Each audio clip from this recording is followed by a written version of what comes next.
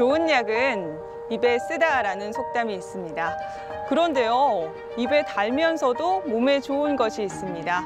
한의서 동의보감, 향약 집성방 등에서도 그 효과를 인정했는데요. 바로 엿입니다. 수험생에게 엿을 권하는 것 역시 조선시대부터 이어온 우리의 전통이라죠. 맛과 건강 그리고 행복까지 고루 갖춘 우리의 전통 엿. 고집스럽게 옛 방식을 추구하며 5대째 전통을 이어오고 있는 분이 있는데요. 바로 오늘의 주인공, 대한민국 식품명인 제70호 김명자 대표입니다. 그녀의 특별한 이야기 함께 만나볼까요? 명절이나 입시 등 특별한 날은 물론 평소 영양 간식으로도 즐겨 찾는 식품. 바로 엿입니다. 전통 그대로의 맛을 살리기 위해선 이틀이란 시간을 꼬박 쏟아야 만들 수 있는데요. 모든 과정에 사람의 손이 필요합니다. 그야말로 인고와 정성의 결과물인 거죠. 100년이 넘도록 그 맛을 지켜가는 사람이 바로 대한민국 식품 명인 김명자 대표입니다. 주인공을 만나기 위해 강원도 원주를 찾았습니다.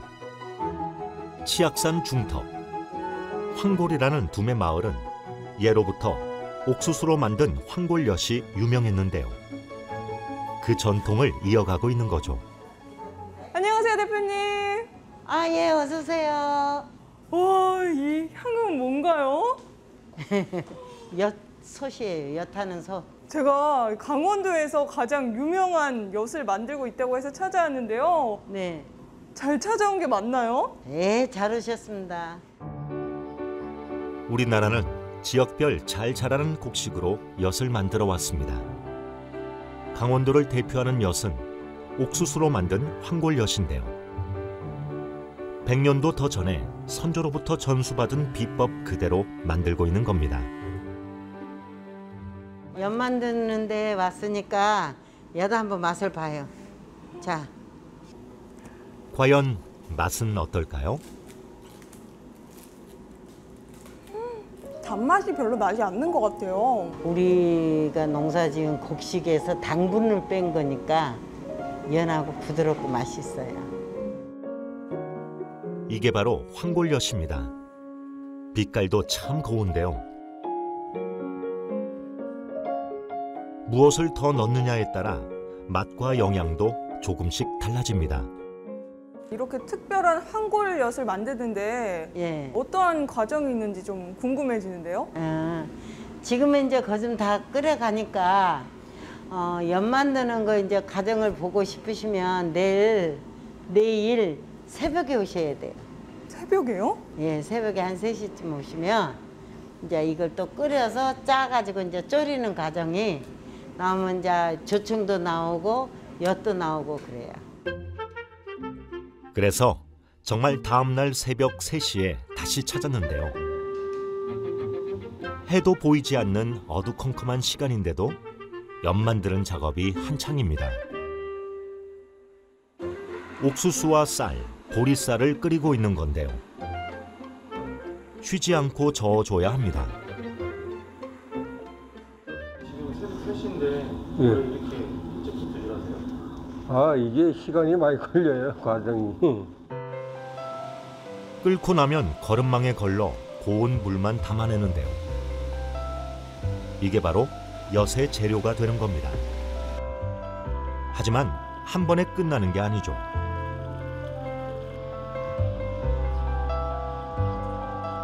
그걸 또 끓이고 거르고 한시도 허리를 펴고 쉴 수가 없는데요. 얼마나 이렇게 반복하시는 거예요? 맨날 이렇게 하는 거지, 뭐. 힘들진 않으세요? 힘들지요.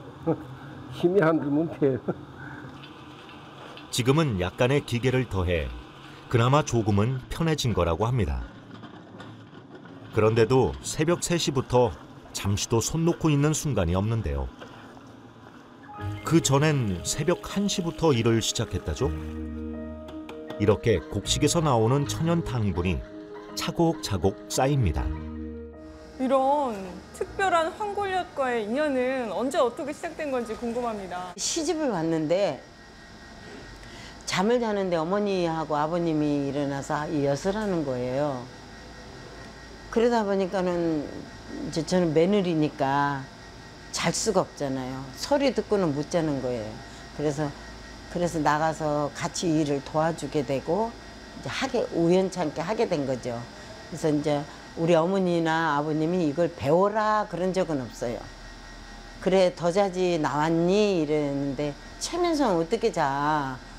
어머니 아버지가 일을 하시는데 그래서 나와서 불이라도 뗀다고 나와서 불도 떼고 그러다 보니까는 자연스럽게 이렇게 하게 됐고 또 이제 어머니 아버지가 안 하신다 하니까 애기 아빠하고 저하고 이제 처음에 했죠.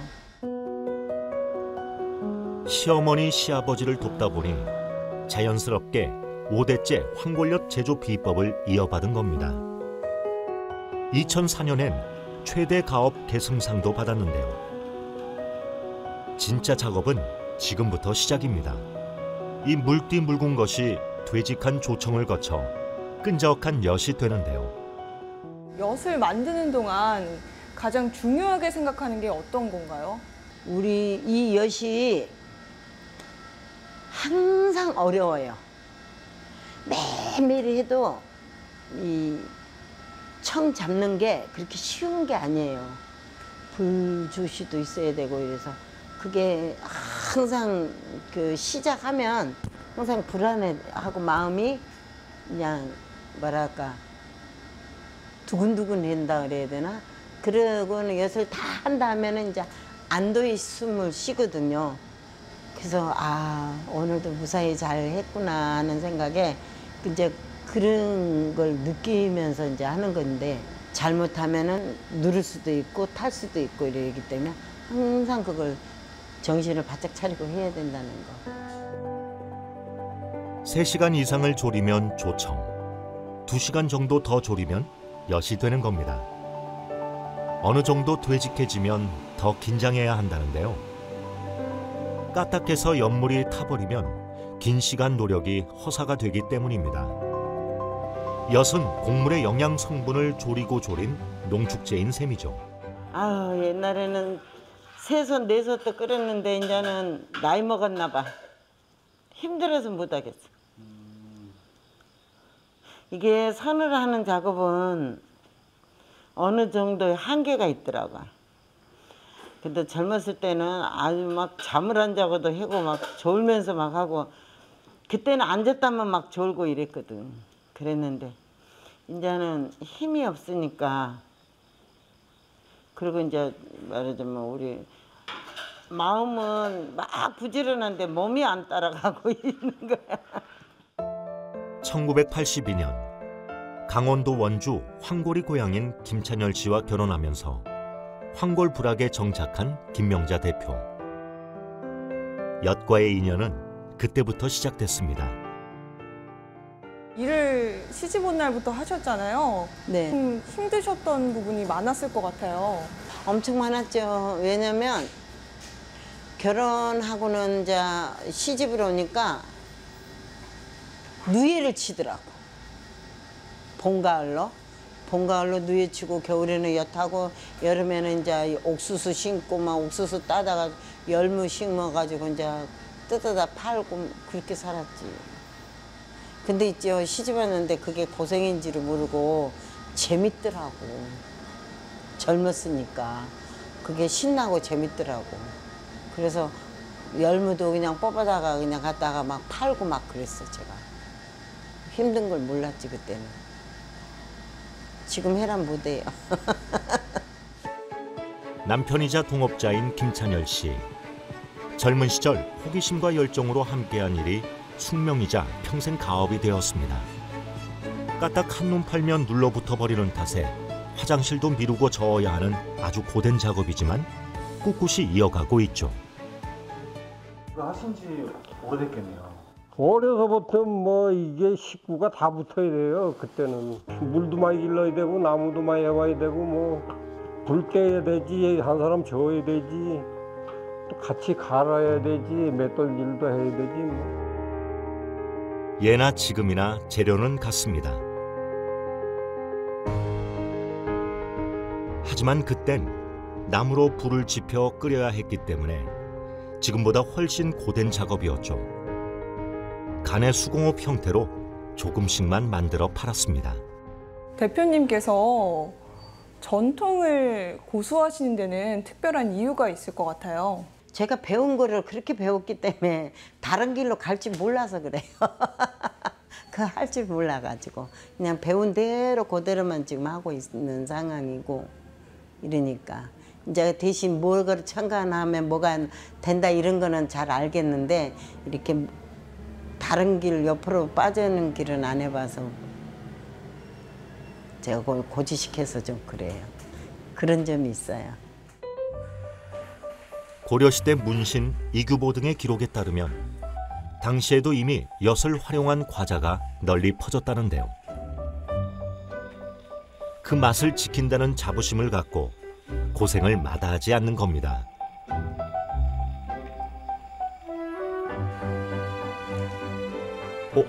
그런데 웬 젊은 남자도 한 명 있는데요. 바로 아들입니다.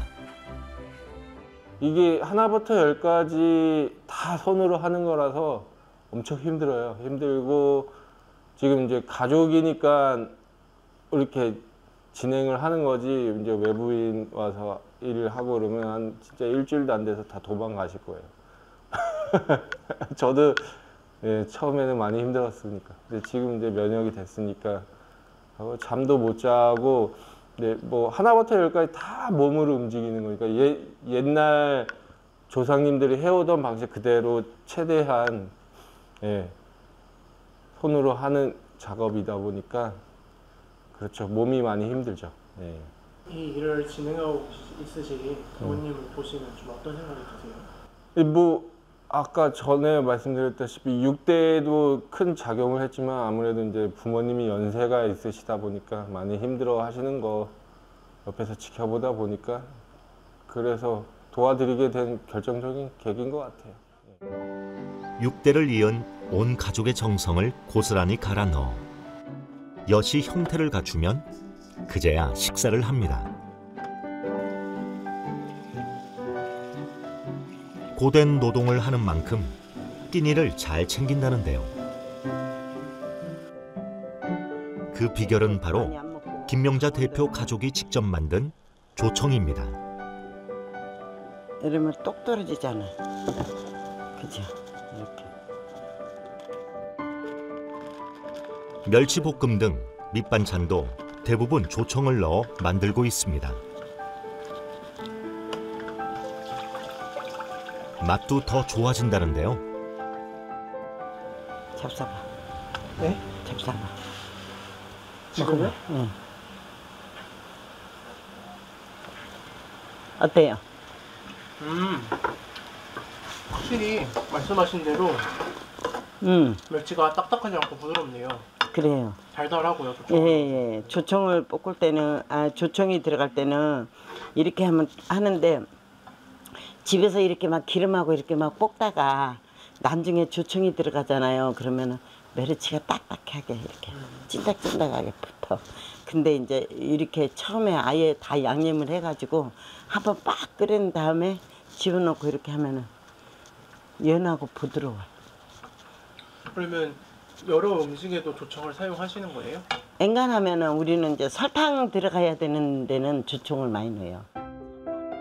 오전 8시. 많은 사람들이 지금쯤 일어나는 시각인데 김명자 대표와 가족은 이미 업무를 한바탕 하고 난 시각입니다. 함께 일하고 먹는 조청 건강 밥상이 더 달콤하겠죠? 이렇게 가족과 함께 일하시는 것에 대해서 어떻게 생각하시는지 궁금합니다.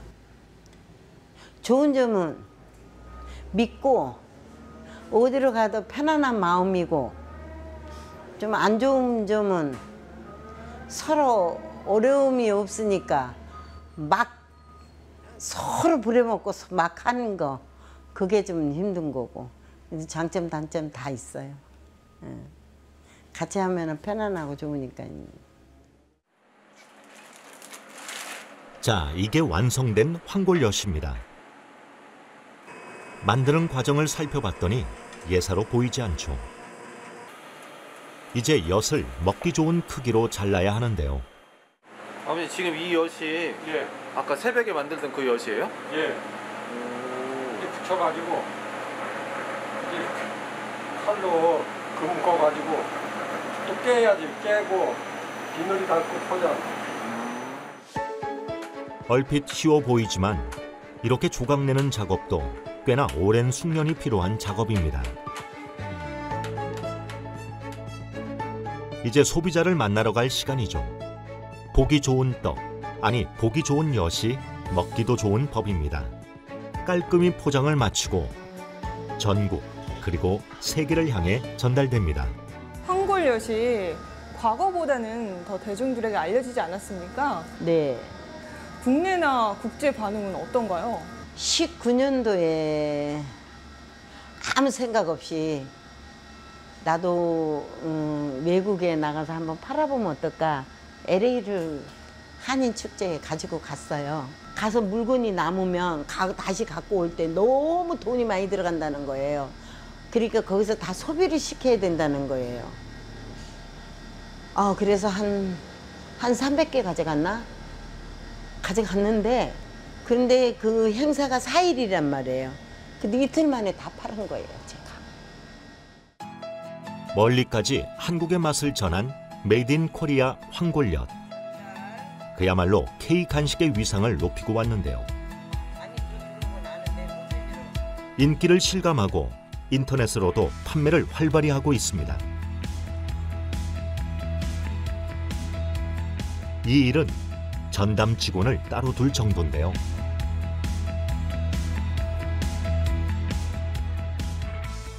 먹어본 고객들의 반응은 좀 어떤 것 같아요? 고객님들이야 뭐 다 맛있다 그러죠. 그리고 연세 드신 분들은 이제 옛날에 먹어본 맛을 아시기 때문에 이제 그 진짜의 그 엿맛을 아시더라고요. 그래서 굳이 뭐 젊은 사람들한테는 좀 선전을 해야지 뭐 엿이라는 게 생소하니까 알겠지만은 연세 드신 분들은 말씀 안 드려도 잘 아셔요. 엿 조청 이런 거를 잡숴보셨기 때문에.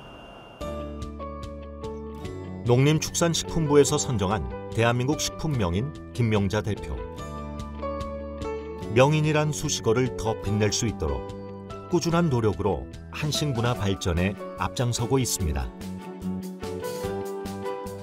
40년이 넘는 시간 동안 만들었고 앞으로도 계속해서 만들어갈 황골엿. 황골엿은 이제 김명자 대표의 인생 전부입니다. 다른 엿들도 많은데 특별히 황골엿이 가진 장점이 있을까요? 장점이 있죠. 왜 있냐면 전라도나 경상도나 충청도는 쌀만 가지고 해요. 쌀만 가지고 밥을 쪄가지고 엿기름하고 이렇게 섞어서 해요. 근데 우리 강원도는 저렇게 끓여요. 옥수수가 들어가서 그런지 영양가도 좋고 이렇게 쌀하고 옥수수하고 이렇게 섞어서 해서 그런지 연하고 부드럽고 맛있어요. 그게 장점이에요. 옥수수라는 재료가 들어가 맛도 영양도 더 풍부한 황골엿. 다른 재료로 만든 것보다 황색을 많이 띄어 황골엿이란 이름이 붙여졌다고도 하죠. 김명자 대표는 주 재료인 옥수수를 직접 재배하는데요. 완전히 익은 후에 수확해 당도도 더 좋다고 합니다. 수확이 매년 틀려요. 많을 때도 있고 적을 때도 있는데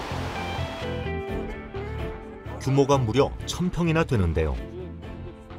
되도록이면 이제 저희가 농사 지은 걸로 최대한 만들고 있어요. 이런 옥수수를 직접 재배하고 또 수확해서 황골엿을 만드시는 건가요? 예, 그렇죠. 이제 강원도 하면 이제 찰옥수수가 유명하고 그다음에 이제 그 유명한 찰옥수수를 이용해서 저희는 이제 황골 조청하고 황골엿을 만들고 있는데요. 그 중요하다 보니까 직접 이렇게 농사도 짓고 있어요. 옥수수 밭이 작업실 바로 앞이라 자주 들여다볼 수 있어 작황도 좋습니다. 재료부터 제조까지 일일이 손을 거쳐 만들어내는 만큼 새벽부터 고단하게 일하고도 일과가 계속되는데요.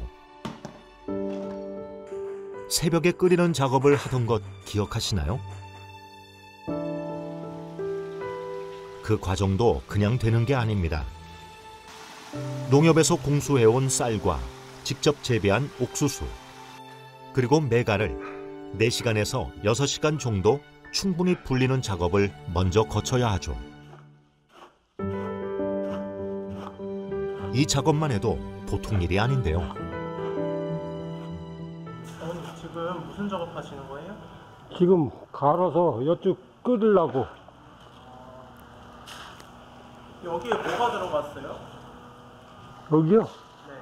쌀하고 옥수수 섞어서 하는 거고, 저기는 엿질금, 엿기름이라고 하고, 표준 말로 메가라 그러지, 메가. 한데 갈아 죽처럼 만들고 메가 가루를 넣어 끓이는 겁니다. 이 작업까지 마쳐야 일과가 끝나는데요. 그 시간은 무려 저녁 6시가 넘습니다. 장인 정신이 있기에 가능한 시간 투자죠. 대표님께서 아주 오랜 기간 동안 엿을 만드시지 않으셨습니까? 그럼에도 불구하고 남은 꿈이 있으실 것 같아요. 꿈요. 이제 제가 젊었을 때는 이게 이제 나도 모르는 사이에 이게 내가 하고 있었잖아요. 하고 있었고, 이제 저희 남편은 힘들다고 하지 말라 했지만 저는 그게 재밌어가지고 좋아가지고 했는데, 지금 생각해 보니까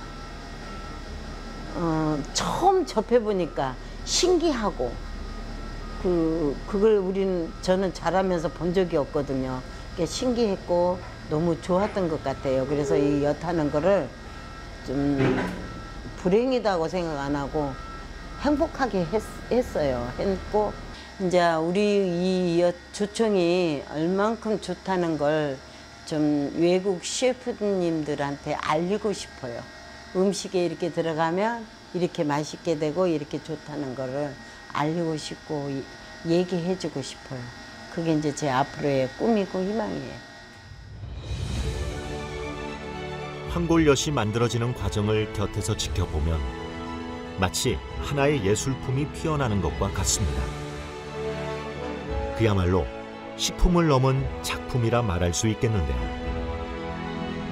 진정한 인고의 마음으로 빚어내는 전통 방식 그대로 찬란한 문화유산을 이어가는 명품 황골엿. 옛것에 대한 자부심이 전통을 지켜가는 비결일 테죠. 그 중심에 김명자 대표와 그녀의 가족이 있습니다. 앞으로 5대를 이어 6대, 또 그 이후까지 이어갈 맛과 멋, 그리고 정성과 전통을 응원합니다.